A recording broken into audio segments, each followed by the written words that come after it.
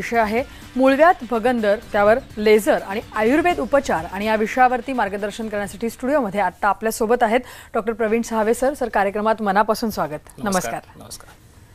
तर प्रेक्षक, आजचा जो आपला विषय तो लक्षात आला असेल तुमच्या. आजचा विषय मूळव्याध भगंदर आणि त्यावरती लेझर किंवा आयुर्वेद उपचार नेमके कशा प्रकारे करता येऊ शकतात या अनुषंगाने डॉक्टर आज आपल्याला मार्गदर्शन करणार आहेत. त्याआधी आपण डॉक्टरांची थोडक्यात ओळख करून घेऊया. आपल्या सोबत आहेत डॉक्टर प्रवीण नारायण सहावे सर. ते स्वतः MS आहेत. त्याचबरोबर Abhyudaya piles laser hospital, Rameshwari Chowk, Nagpur येथे ते स्वतः संचालक आहेत. त्याचबरोबर डॉक्टर पूजा सहावे या देखील तिथे संचालक आहेत. गेल्या 10 वर्षांपासून या सगळ्या क्षेत्रामध्ये सर कार्यरत आहेत.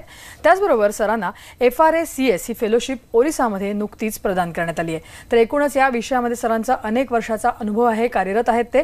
त्यांना अनेक पुरस्कारांनी आतापर्यंत सन्मानित करण्यात आलं आहे. त्यापैकी काही सांगायचे झाले तर best piles laser surgeon of Maharashtra, best Ayurveda surgeon of India, brand ambassador of beam in India हा पुरस्कार त्यांना चीनमध्ये देण्यात आला आहे. त्याचबरोबर महामित्र पुरस्कार या पुरस्काराला मुख्यमंत्र्यांद्वारे त्यांना देण्यात आलेला आहे. त्याचबरोबर पुण्यश्लोक अहिल्यादेवी वैद्यकीय पुरस्कार, अशा प्रकारचे अनेक पुरस्कार त्यांच्या क्षेत्रात कार्यरत असल्यामुळे आणि विशेष प्रावीण्य मिळवल्यामुळे त्यांना देण्यात आलेले आहेत. तर प्रेक्षक, आजचा विषय पुन्हा एकदा लक्षात घ्या. आजचा विषय आपला आहे तो म्हणजे मूळव्याध भगंदर, त्यावरती लेझर आणि आयुर्वेद उपचार नेमके कशा प्रकारे करता येऊ शकतात. आपण ते डॉक्टरांकडे जाऊया आणि आजच्या विषयाला सुरुवात करूया. डॉक्टर, जसं आपण म्हणतोय तसं की मूळव्याध किंवा भगंदर असेल तर त्या अनुषंगाने भगंदरकडे मला यायचं आहे प्रामुख्याने की भगंदर म्हणजे नेमकं काय आहे. कारण आपण बऱ्याच वेळा जसं म्हणतो किंवा बघतो की कुठल्याही प्रकारचा आपल्याला आजार झाला त्या भागामध्ये की आपण त्याला मूळव्याध म्हणून मोकळे होतो, परंतु मग भगंदर म्हणजे नेमकं काय असतं, त्याविषयी काय सांगाल सुरुवातीला. भगंदर ज्याला फिशुला इन असं म्हटलं जातं. भगंदर म्हणजे गुदभागही एखादी फोडा किंवा फुंसी झाली आणि त्याला वेळीच उपचार करून तज्ज्ञ सर्जन कडून चिरा मारून न घेतल्यामुळे तो जो पस आहे तो गुदभागातील आतमध्ये वलयांपर्यंत पसरतो आणि एक प्रकारची नाडी तयार होते. त्याला भगंदर असं म्हटलं जातं. आणि हा फिशुला एकदा झाल्यानंतर तो हळूहळू पसरत जात असतो. त्यामुळे गुदभागातील वरच्या भागात पसरेल, खालच्या भागात पसरेल. इवन दो काही केसेसमध्ये आम्हाला असं बघायला मिळतं की हा भगंदर खूप दूर आतपर्यंत पसरलेला दिसतो. तर या भगंदरमध्ये मुख्यतः लक्षण जर आपण विचार केला तर पस सतत येणे. त्यामुळे रुग्ण याला खूप जास्त सिरियसली घेत नाही. कारण रुग्णाला असं वाटतं की काहीतरी पस येतोय, ठीक आहे, थोडासा डिस्चार्ज येतोय, दुखत नाही आहे ना, तर चला चलतंय. पण त्याच्याकडे दुर्लक्ष करून चालणार नाही. कारण काय आहे की मूळव्याध एकदाचा परवडला, पण भगंदर हा खूप हानिकारक होऊ शकतो. कारण भगंदराचे काही रुग्ण कॅन्सरमध्ये परिवर्तित होतात. कारण त्याचं कारण काय नेमकं ते आपल्याला शोधावं लागतं. त्याची खोली किती आहे, त्याची जाडी किती आहे, त्याची डेप्थ कुठपर्यंत पसरली आहे ते आपल्याला जाणणं फार आवश्यक असतं. त्यासाठी आम्ही एक MRI फिशोलोग्राम नावाची एक टेस्ट असते ज्याच्यामध्ये तिथल्या भागाचा MRI केला जातो आणि त्याच्यामध्ये आपल्याला कळतं की हा फिशुला कुठपर्यंत पसरलेला आहे. कधी कधी तर असं होतं की गुदभागातून जो फिशुला किंवा भगंदर आहे तो योनी मार्गापर्यंत स्त्रियांमध्ये किंवा युरेथ्रापर्यंत पुरुषांमध्ये पसरलेला दिसतो. तेव्हा वेळीच त्याचं निदान करणं फार आवश्यक आहे. आणि फिशुला हा असा आजार आहे की ज्याच्यामध्ये एक कॉम्बिनेशन ऑफ थेरपी ज्याला म्हणतात, त्याच्यामध्ये आमच्याकडे आयुर्वेदामध्ये आम्ही इफ्टाक नावाची एक मॉडिफाईड पद्धती आहे. डॉक्टर साहू म्हणून आहेत BHU चे एक्स प्रोफेसर, तर त्यांनी ही एक मेथड डेव्हलप केली आहे. इफ्टाक म्हणजे काय की इंटरस्पेक्शन ऑफ फिशुलस ट्रॅक्ट अँड क्षारसूत्र लॅगेशन, त्याला इफ्टाक असं म्हटलं जातं. तर याच्यामध्ये काय केलं जातं की जो मोठा फिशुला आहे, म्हणजे जो कॉम्प्लिकेटेड फिशुला आहे, त्याला साधा फिशुला बनवून तिथे एक प्रकारची विंडो तयार केली जाते आणि क्षारसूत्र बांधला जातो. त्याला इफ्टाक असं म्हणतात. या जोडीलाच आपण जे आता नेहमी डिस्कस करतो की लेझर ही उपचार पद्धती ती पण एक चांगली आहे. त्याच्यामध्ये कुठल्या प्रकारचा स्पिंक्टर कट होत नाही. नॉर्मली फिशुलेक्टॉमी किंवा खूप मोठा हाय लेवल फिशुला असेल तर खूप मोठाच घाव होतो. स्पिंक्टर्स कट करावे लागतात, ते पूर्ण ट्रॅक काढावी लागते, त्याला महिने ती ड्रेसिंग करावी लागते रुग्णाला. हे रुग्णासाठी खूप त्रासदायक होतं. त्याच्यासाठी लेझर एक असा उपचार पद्धती आहे की ज्याच्यामध्ये जे बाहेर भागातील छिद्र आहे आणि जे गुदभागात आतमध्ये उघडणारं छिद्र आहे तिथून एक विशिष्ट प्रकारचा लेझरचा किरण एक प्रोब पास केला जातो आणि तिथून आतपर्यंत तो प्रोब गेल्यानंतर आतून बाहेर येत ती पूर्ण जी फिशुलाची जी ट्रॅक्ट आहे किंवा ती जी जाडी आहे ती पूर्ण आम्ही लेझरने जाळत बाहेर आणतो. त्याच्यामुळे काय होतं की स्पिंक्टर कुठलाही कट होत नाही, फिशुला पूर्णपणे बरा होतो आणि आतून जो काही फिशुलाचं इन्फेक्शन असतं ते त्याला सुचर केलं जातं. किंवा ते आपोआप कोलॅप्स पण होतं लेझरने. ओके. याच्यामध्ये काय होतं की खूप मोठा जो फिश्युला 5 ते 6 सेंटीमीटरपेक्षा लांब आहे, तर अशा पेशंटमध्ये कुठल्याही प्रकारचा मोठा घाव करण्याची गरज नाही. त्याच्यामुळे रेग्युलर ड्रेसिंगची पण गरज नाही आणि रुग्ण आपला ही ट्रीटमेंट केल्यानंतर लागलीच आपल्या कामावर जाऊ शकतो. आणि खूप जास्त कॉम्प्लिकेटेड फिश्युला असले त्या जोडीला आपण जे सांगितलं आता की क्षारसूत्र आम्ही करतोच, पण क्षारसूत्रामध्ये सुद्धा मॉडिफिकेशन्स आलेत जे आपण आता डिस्कस केलं. तर ट्रेडिशनल पद्धतीने जो क्षारसूत्र केला जातो त्याच्यापेक्षा इफ्टाक मला असं वाटतं की हे खूप चांगलं आहे. आणि याच्याशिवाय आमच्याकडे एक फिक्सेशन नावाचं डिव्हाइस आहे की ज्याच्यामध्ये केवळ जी जाडी आहे भगंदरची ती तेवढीच काढली जाते. एक प्रकारचं एक इन्स्ट्रुमेंट असतं, बाहेरच्या छिद्रातून आतपर्यंत आम्ही जातो आणि ती जाडी काढत ती फिश्युलाची ट्रॅक काढून त्याला तपासणीसाठी हिस्टोपॅथला पाठवलं जातं. त्यामुळे आपल्याला आजाराचं निदान होतं की नेमका फिश्युला हा कशाचा आहे. कारण फिश्युला होण्याची कारण अनेक आहेत. जसं आपण बघितलं तर ट्युबरक्युलोसिस मुळे सुद्धा फिश्युला होतो. त्याच्यामध्ये मल्टिपल फिश्युला, त्याला वॉटर कॅन फिश्युला असं म्हटलं जातं. त्याच्यामध्ये बाहेरून भागाला गुदभागाच्या आजूबाजूला 1, 2, 3, 4 असे मल्टिपल एक्सटर्नल ओपनिंग असतात. तर ते निदान सुद्धा त्यांनी ट्रॅक आपण तपासणीला पाठवलेलं होतं. सोबत काही पेशंटमध्ये इंटरनल क्रॉन्स डिसीज असेल किंवा इतर कारणामुळे काही कॅन्सर असेल त्याचं सुद्धा निदान ते हिस्टोपॅथला सॅम्पल पाठवल्यामुळे होतं. तर ही झाली फिक्सेशन मेथड. त्याशिवाय आयुर्वेदामध्ये सुश्रुताचार्यांनी जे की थोर आचार्य आहेत, ज्यांनी फिश्युलासाठी जे काही कन्सेप्ट किंवा ज्या सर्जरीज सांगितल्या आहेत त्यांनी वेगवेगळ्या प्रकारच्या अर्धलांगलक, लांगलक मीन्स सर्क्युलर, हाफ सर्क्युलर अशा विविध प्रकारच्या सर्जरीचं वर्णन केलंय. तर त्या सर्जरी आजही आजच्या घडीला मॉडर्न मेडिसिन, मॉडर्न सायन्स किंवा मॉडर्न सर्जिकल फील्ड डेव्हलप जरी झाली असेल तरी त्या मॉडॅलिटीज ऑफ ट्रीटमेंट त्या सेम आहेत. फक्त त्या करण्याच्या पद्धती बदलल्या असतील. म्हणजे कोणी लेझर वापरत असेल, आम्ही जसं लेझर वापरतोय, किंवा कोणी आणखी विविध दुसरी पद्धती वापरत असेल, पण जो चिकित्सा सिद्धांत आहे, जे प्रिन्सिपल नेव्हर चेंज, मूळ जो आहे तो पाया तो तसाच आहे. त्यामुळे त्यांनी त्यासोबतच काही आयुर्वेदिक औषधांचं पण सेवन सांगितलं आहे. ज्यांनी काही औषधांचं, जसं की आम्ही त्रिफळा वात आहे, त्रिफळाचा काढा आहे, त्यांनी ती जखम धुणे, किंवा आणखी अशा बरेच आयुर्वेदीय वनौषधी आहेत. जसं आम्ही पंचवल्कल सांगतो.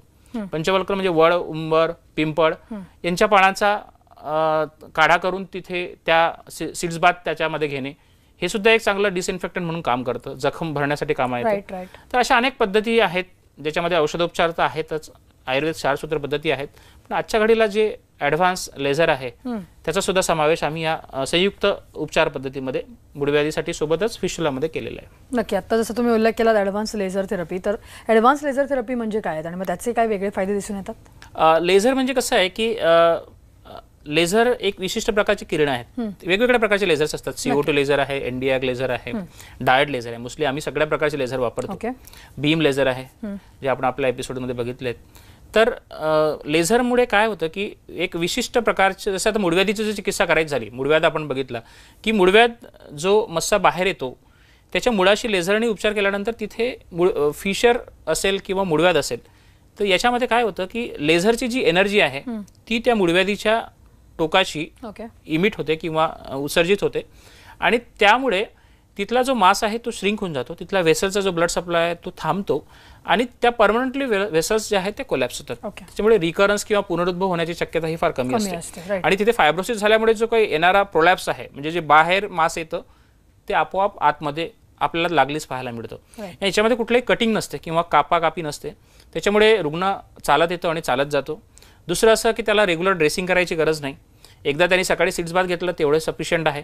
तो दुसऱ्या दिवशी त्याच्या कामावर जाऊ शकतो. आणि पुनरुद्भव न झाल्यामुळे त्याचा अर्थातच वेळ वाचतो, पैसा वाचतो. दुसरं फिश्युलामध्ये आपण आताच वर्णन केलं की त्याला सुद्धा घाव नसतो आणि खूप मोठा कॉम्प्लिकेटेड फिश्युला असेल तर स्पिंक्टर सेव्हिंग अशी एक पद्धती आहे. म्हणजे गुदभागावरील कुठल्याही पेशंटच्या मनात एक भीती असते की माझं ऑपरेशन झाल्यानंतर मला गुदभागाच्या पेशींचं नियंत्रण राहील की नाही राहील, हा पहिला प्रश्न रुग्णांचा असतो. तर मी रुग्णांना सांगेल की लेझर पद्धती त्यासाठी एकदम सुरक्षित आहे. त्यामध्ये कुठल्याही प्रकारचं गुदभागातील वलींचं किंवा पेशींचं नियंत्रण जात नाही आणि ही अतिशय चांगली कॉस्ट इफेक्टिव्ह आणि रिझल्ट ओरिएंटेड अशी एक पद्धती आहे. तर ज्याच्यामध्ये आपण लेझरद्वारे फिशर जसं आहे की फिशरमध्ये आम्ही एक ॲडव्हान्स मेथड डेव्हलप केलेली आहे, ज्याच्यामध्ये लेझर स्पिंक्टरोलायसिस नावाचं जे काही प्रकार आहे तो आम्ही याच्यामध्ये स्पिंक्टर पूर्णपणे असं काही कट करत नाही. ते स्पिंक्टरच्या द्वारे फक्त काही फायबर्स आहेत तेवढेच कट केले जातात. त्याच्यामुळे याच्यामध्ये सुद्धा स्पिंक्टर सेव्हिंग एक प्रोसिजर लेझरमुळे केली जाते आणि त्याच्यामुळे फिशर असेल, मुळव्याध असेल किंवा भगंदर असेल, तसंच पायलोनेटल सायनस असेल जो आपण डिस्कस करणार आहे, तर याच्यामध्ये लेझर हा फार चांगला काम करतो.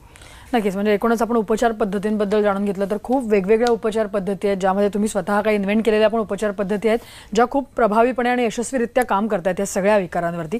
डॉक्टर, जसं आपण उपचार पद्धतींबद्दल बोललो, वेगवेगळ्या सर्जरीज किंवा ज्या शस्त्रक्रियांचे वेगवेगळे प्रकार आहेत ते तुम्ही करता, तर त्या अनुषंगाने आयुर्वेदामधली काही औषधं सुद्धा आहेत. जसं तुम्ही म्हणालात की आपण काही वेळेला फर्स्ट किंवा सेकंड स्टेजमध्ये औषधांचा वापर करूनही रुग्णांना बरं करतो. हो. तर कुठल्या प्रकारच्या? याच्यामध्ये कसं आहे की प्रत्येक मुळव्याधीच्या अवस्थेमध्ये औषध काम करतं असं नाही आणि प्रत्येक मुळव्याधीला सर्जरीच लागते असं पण नाही. कारण सुश्रुताचार्यांनी जे काही प्रकार ट्रीटमेंट मुळव्याधीमध्ये सांगितले आहे त्याच्यामध्ये शस्त्र हा शेवटी क्रम सांगितला आहे. त्यांनी पहिले औषधी, क्षारकर्म, अग्निकर्म आणि त्यानंतर शस्त्रकर्म, या सगळ्या यांनी जर आजार बरा होत नसेल तर त्यानंतर शस्त्रकर्म करायला सांगितलं. त्यासाठी आम्ही काही औषधी ज्या आहेत मुळव्याधीसाठी, फिशुलासाठी ह्या डेव्हलप केल्या आहेत. जसं की आम्ही ही एक किट तयार केली आहे पूर्ण औषधांची. याच्यामध्ये सुश्रुतामध्ये किंवा आचार्य चरक संहितेमध्ये जे काही वर्णिले औषधी आहेत ज्या मुळव्याधीसाठी, भगंदरासाठी ज्या काही श्रेष्ठ औषधी आहेत त्यांचं एक विशिष्ट एक्स्ट्रॅक्ट घेऊन ह्या औषधी बनवल्या आहेत ज्या घेण्यासाठी सोप्या आहेत. याच्यासोबत आम्ही काही क्रीम्स आहेत, काही औषधी आहेत, ह्या घेऊन त्यांचा एक किट तयार केलेली आहे आणि यांनी फर्स्ट आणि सेकंड स्टेजच्या जे मुळव्याधीची अवस्था असते त्याच्यामध्ये चांगल्या प्रकारे फायदा होतो. त्यासोबत आम्ही एक डाएट चार्ट पेशंटला प्रिपेअर करून देतो. त्यासाठी आमच्याकडे टीमच आहे. जसं त्याच्यामध्ये महिला रुग्ण असतील तर डॉक्टर पूजा साहावे ज्या आहेत माझ्या मिसेस, त्या आपल्या रुग्णांना गर्भिणी परिचर्यासोबत या औषधांचं डाएट आणि हा प्लॅन सगळा समजावून सांगतात. आणि दुसरं असं की शस्त्रक्रिया ज्या रुग्णांना जसं थर्ड आणि फोर्थ स्टेजच्या पाईल्स असतील त्याला शस्त्रक्रिया ही आवश्यकच आहे. तर त्याच्यामध्ये आम्ही लेझर उपचार, बीम उपचार आहे, असा उपचार योग्य त्या निदानानुसार आम्ही करतो. मोस्टली आम्ही मुळव्याधीसाठी रुग्णांना सजेस्ट करतो की तुम्ही व्हिडिओरेक्टोस्कोपी करायला पाहिजे. एक दुर्बिणीने आम्ही तपासणी करतो आणि त्याच्यानुसार मग निदान करून त्याच्यानुसार उपचार केला जातो. नक्की. म्हणजे आपण उपचार पद्धतींबद्दल जाणून घेतलं. जसं तुम्ही म्हणाला शस्त्रक्रम आहेत, औषधं आहेत, या सगळ्यांचा एक कंबाईन उपयोग करून तुम्ही या रुग्णांना बरं करता आणि असे अनेक रुग्ण आपल्याकडे येतात आणि हसऱ्या चेहऱ्याने जातात. तर त्यांचा जे अनुभव जो काय आहे नेमका तो आपण त्यांच्याकडनं ऐकूया. Hi, my name is Pawan Manwadkar. I am a software engineer. I was suffering from a piles problem. So that time I was so frustrated for this. So I had taken a treatment, a laser treatment from a Dr. Sahave sir, and after that I am so fine. So I have joined my job in 2 days. Thank you. माझे नाव दिलीप बेले, उल्हासनगर, मानेवाडा, नागपूर येथे राहतो. मला भगंदरचा बरेच वर्षापासून त्रास होता आणि मी doctor Pravin सावळेकडे माझे ऑपरेशन केले आणि लेझर पद्धतीने ऑपरेशन झाले, चिरफाड न करता. आणि आता मी चांगल्या प्रमाणाने व्यवस्थित मी बरा आहे. मी माझ्या कामावर जात आहे. आपणसुद्धा त्यांच्याकडे उपचार घ्यावा आणि लाभ घ्यावा. तर यांनी जसं म्हटलं तसं की चिरफाड न करता ऑपरेशन करतात आणि नंतर अगदी छान आराम मिळतो. ह्याच्यामुळे मला वाटतं हे सगळे जे रुग्ण आहेत, पेशंट आहेत, ते खूप आनंदी आणि समाधानी आहेत. ते सगळ्यात महत्त्वाचं आहे. हे तुमचं यश आहे असं म्हणायला हरकत नाही. तर पुढे जाऊन डॉक्टर मला तुम्हाला विचारायचं आहे की जसं तुमच्याकडे आता हे सगळं नॉलेज आहे, जसं तुम्ही बाहेर जाऊन त्याच्याबद्दल प्रशिक्षणही घेतलेलं आहे, चीनमध्ये मला वाटतं तुम्ही प्रशिक्षण घेतलेलं आहे किंवा ओरिसामध्ये सुद्धा तुम्हाला या विषयासंदर्भात काम केलेलं आहे तुम्ही, तर काय सांगाल? म्हणजे एकूणच तुमच्या सेंटरमध्ये जे डॉक्टर्स येतात त्यांनाही तुम्ही हे प्रशिक्षण पुढे जाऊन देताय, त्याविषयी काय? ॲक्च्युली आम्ही काय केलं आहे की या तंत्रज्ञानाचा, लेझर तंत्रज्ञानाचा, बीम तंत्रज्ञानाचा किंवा आयुर्वेदातील काही संशोधनाचा समाजातील सगळ्या घटकांसारखी फायदा व्हावा यासाठी आम्ही काही प्रशिक्षण कोर्स सुरू केले आहेत की जे डॉक्टर ज्यांना या क्षेत्रामध्ये करिअर करायचं आहे, सोबत या चिकित्सा पद्धतीचा सर्वांसाठी उपयोग करून घ्यायचा आहे, त्यांच्यासाठी आम्ही 1 दिवसाचे, 2 दिवसाचे, 1 मंथचे आणि 2 महिन्याचे असे कोर्सेस तयार केले आहेत.